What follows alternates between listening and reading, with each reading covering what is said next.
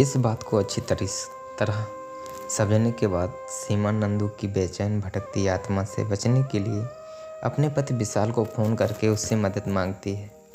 विशाल अपने बिजनेस के सिलसिले में शहर से बाहर गया हुआ था। वह सीमा की सारी बातें सुनकर समझकर तुरंत अपनी माँ को फ़ोन करके माँ के साथ अपने परिवार के गुरुजी को सीमा के पास घर भेजता है।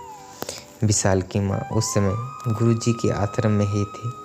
विशाल के पिता का 2 साल पहले स्वर्गवास हो चुका था।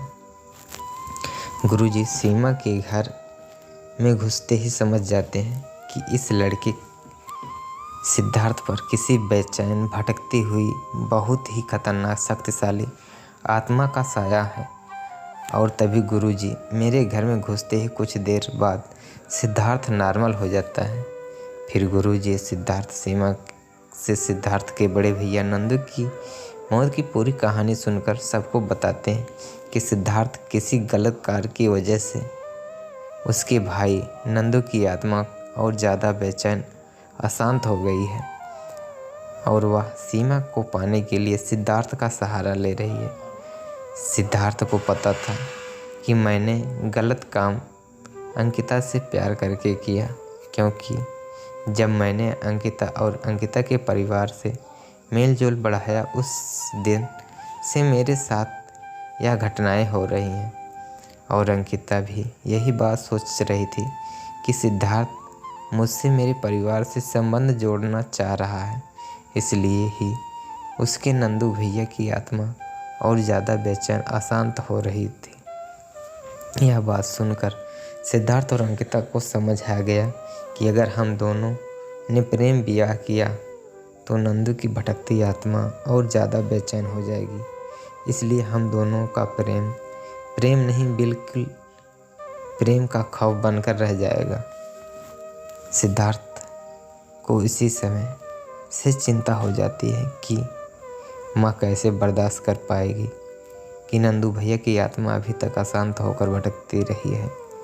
सिद्धार्थ को उदास चिंतित देखकर अंकिता सिद्धार्थ से बोलती है, रात बहुत हो गई है, अब सो जाओ, सुबह जल्दी उठकर घर भी जाना है और घर जाकर इस समस्या का कोई हल ज़रूर ढूंढना है।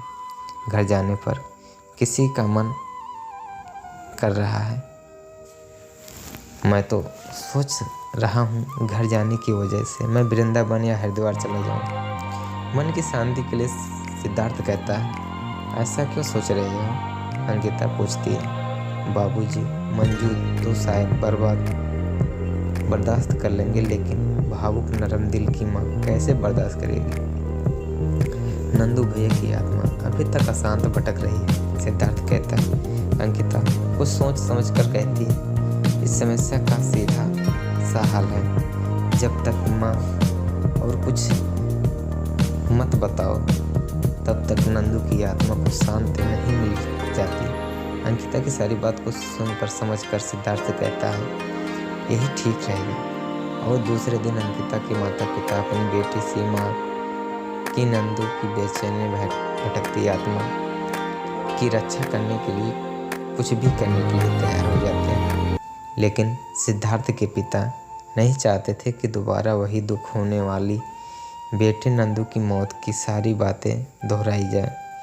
और जब गुरुजी उन्हें समझाते हैं कि एक बेटा तो हाथ से निकल गया, आपकी जिद से वजह से आपके दूसरे बेटे की जान भी खतरे में हो सकता है, तो इस डर की वजह से सिद्धार्थ के पिता तैयार हो जाते हैं, लेकिन इस शर्त पर कि इस बात को कोमल दिल वाली सिद्धार्थ की माँ को कोई नहीं बताएगा।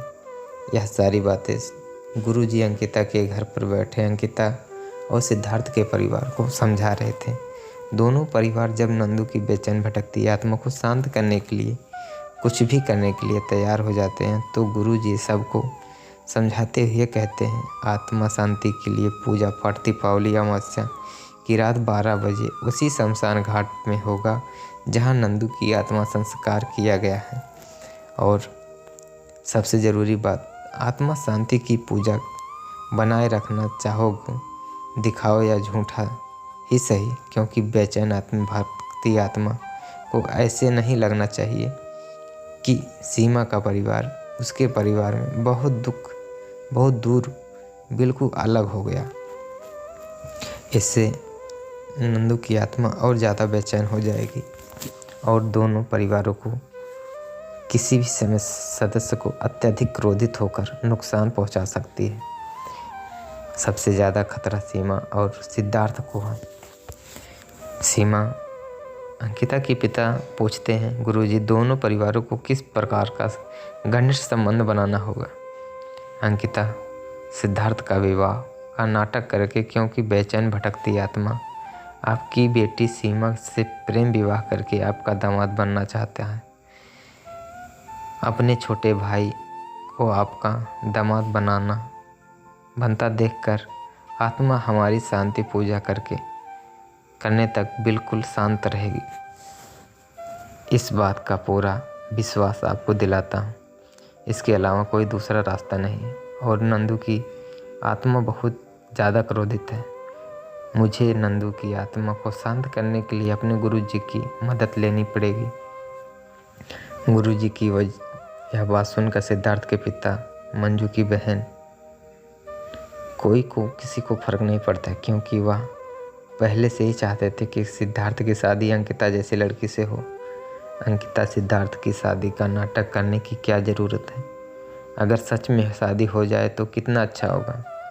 वह दोनों ऐसा सोच रहे थे, परंतु गुरुजी की बात सुनकर अंकिता की माँ अपने पर क्रोध पर काबू नहीं पा रख रही थी और गुस्से में कहती है, इन लोगों को इसी समय यहाँ से भगा दो।